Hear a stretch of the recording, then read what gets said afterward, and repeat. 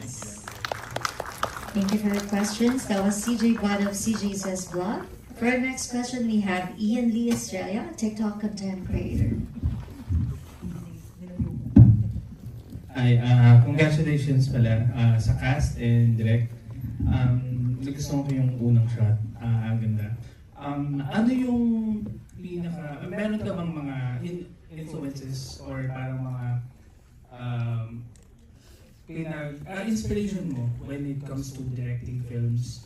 Meron ka bang parang hindi naman pinag-iari, pero parang people or directors that you look up to na naging parang inspiration mo to be one day?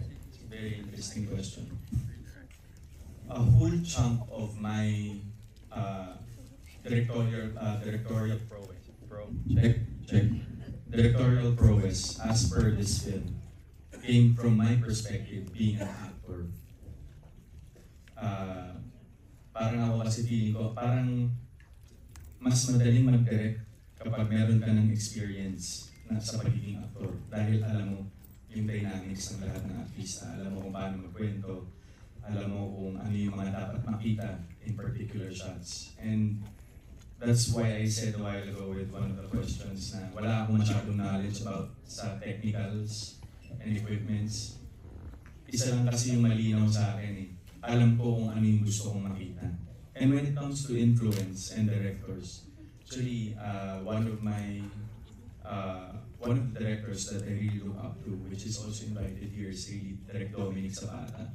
I've worked with him in a couple of series that I've done with GMA, not yet in film, but with film, of course, no less than Direct Cathy Sampana. Siya talaga, silang dalawa yung tinitingnan ko. And also, yung in terms of efficiency naman, I'd like to contribute that to Direct Noel Naval, A Family of Two, with how, minsan kasi, like, during the time na sinunod namin yung ni Mama Sharon, parang, ako mismo yung nagtatanong kay Direk, bakit ganun kabilis? Minsan, tagal pa yung makeup kaysa sa actual take ng scene. Because right there and then, he knows what he wants to see. And pwede siya. I mean, yun yung isa ko sa naging realizations ko na as a director. Alam mo naman yung gusto mong makita eh. So why make all the fancy shots? Patagalin mo yung isang eksena, etc.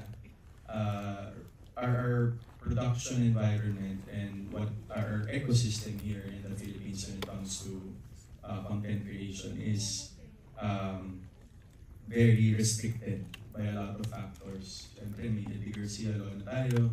Of course, budget is there, yung oras mo sa location, etc. and what have you. So with that, before I go to the set, and pag nakita ko na yung breakdown, nai-imagine ko na sa isip ko kung ano yung magiging itsura niya kapag in-edit na siya. And I think that's one of the most important things for efficiency. Yun po. Thank you. Siguro follow-up question. Kasi yung last na scene is really opening the parang yung movie to a sequel. Parang personally, I think medyo may part sa akin na parang maganda siyang maging series eh. Kasi ang daming scenes na parang mas maganda paano ba? Open-ended. Yeah, open-ended siya, pero the way the story revolves can be explored more kapag nakaseries siya. Pero would there be a chance na magkaroon, or sure na ba na mayroong sequel or parang a series na related dun sa original na film? Since prior to the production of this film, we've talked about where it's going to be released and we all agreed to release it on a platform which is Netflix. I made sure that there's going to be open-ended scenes. Kahit wala pang approval yung sequel, maybe a film or a series. Kasi that's the intention. And with that concept that we have, which is a courtroom drama, hindi mo talaga masasara yan. Because the battle for justice is constant and it's everyday. So, we see to it. Kaya nga nung sabi ni Joyce kanina, hindi nyo sure. Kaya Nico, relax naman. Ayaw mo naman kasama si Joyce. Gusto ko nga. So, kahiharanga ko nga siya dapat nun eh. Check. So yun. Tsaka prequel din, di ba? Parang it's also saan galing yung mga Ikaw na yung backstory. gaganap kay Heaven. And yun, sana, with your help, yun pala yung tawid eh. And natuwa rin ako dito with this film kasi yung plot twists, that made the storytelling even more interesting. So with your help guys, kung gusto nyo magkaroon ng prequel or sequel to, i-like nyo yung thumbs up button sa Netflix when you watch it. Para eventually, maging Netflix original na siya.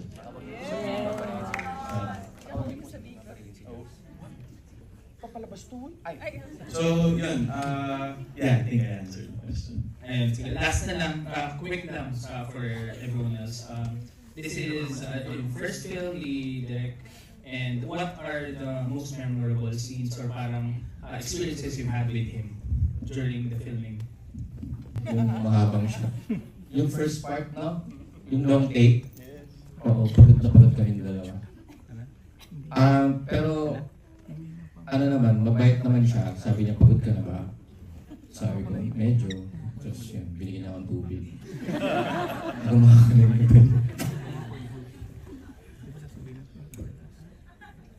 Siguro sa akin pinaka-memorable, si Alden kasi tsaka si Nico yung palagi kong ka-eksena eh. So, bago mag-bake, nag-work siya. Tapos pag-take, nag-work na naman siya. Hindi natatapos. Ako, ang dami. Kasi, okay, yung shot natin, nag-coffee tayo. Yung nakita mo ako sa coffee shop. Actually, first scene namin yun together. Tapos doon ko, sobrang kabang-kaba po talaga ako. Like, paano ba? Ganyan-ganyan. But he was there to assure me. Dahil sa kanya, naging confident ako regarding my character. And also, I just want to share, before kami nagsimula dito, pumunta tayo, diba? With that immersion. Do you want to explain the immersion? So, that's how we really prepared for this. We went to the QC Hall of Justice, Heaven and I, with our writer-lawyers. And then, umupo talaga kami sa korte. And we saw actual litigations, particularly murder. Because murder yung kaso na nandito.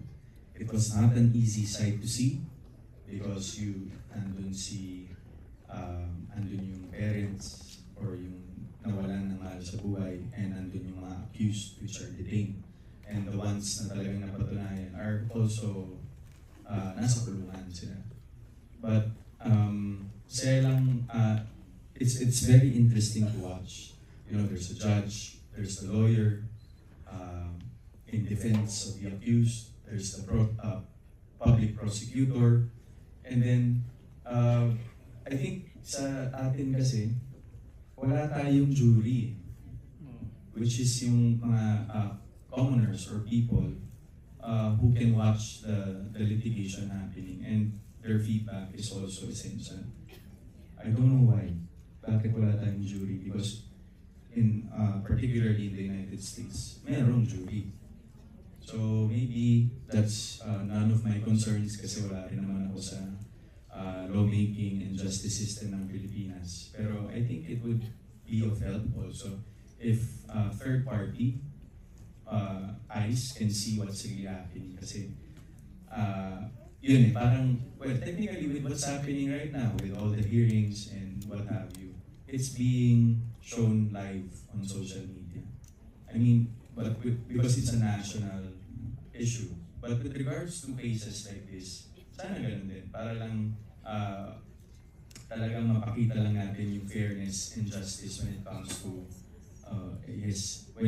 to passing down judgment to certain people with certain cases.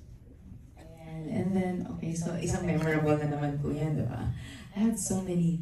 And also, yung last scene with Sir Noni. Because it's my first time working with him, and it was such a pleasure.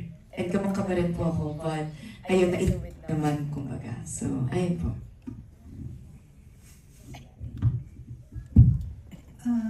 Ako, second time ko na to work with you, Chard, pero nung una, hindi naman tayo masyadong magka-eksena. Pero nung yung mga scenes natin with Noni, syempre, kahit na matanda na ako. Sorry, Miss Yaya, hindi ko pala nasabi. You were my personal choice to be my mom. Oh, hindi. Oh my gosh, thank you. Iyak na naman siya. Si Nico hindi. Ay! Thank you talaga, sis. Okay, nung sinabi sa akin ng Viva na I'll be doing this, wala naman akong kabog-kabog na talaga. Oh my gosh, talaga si Alden, ganyan. Tapos, syempre si Noni, I've been working with him many times over and over again. So, nung eksena pa lang natin, kinakabahan ako. Kahit sa tagal ko na ng trabaho na to, kinakabahan ako kasi sabi ko, oh my gosh, I've seen your movies. Alam mo na, I'm a fan. So sabi ko, nako, kailangan di ako magkamali kasi nakakaya, artista ka na, director ka pa, producer ka pa, kasi kailangan ko mag-deliver. Pero sobrang happy ako kasi inspired ako nung time na talagang ginagawa natin yung mga eksena. And also, congratulations. Ang galing mo. Kasi nung story ko, medyo nag-small talk kami. Parang sabi mo, di ba, parang baka hindi ka makadeliver. Grabe, ang galing mo. Bagay sa'yo maging lawyer. Galing. Everyone naman talaga magaling, kaya nakakatuwa kasi kahit hindi tayo magkaka-eksena, parang family. Family na siya. Francine. Ano ba? Wala pa. Ayun na nga, kasi memorable. One of my most memorables with Chard is nung after nung shoot na yun lang naman yung scene ko talaga. Pero he made sure na I would feel na super important nung role ko. Lagi niyang sinasabi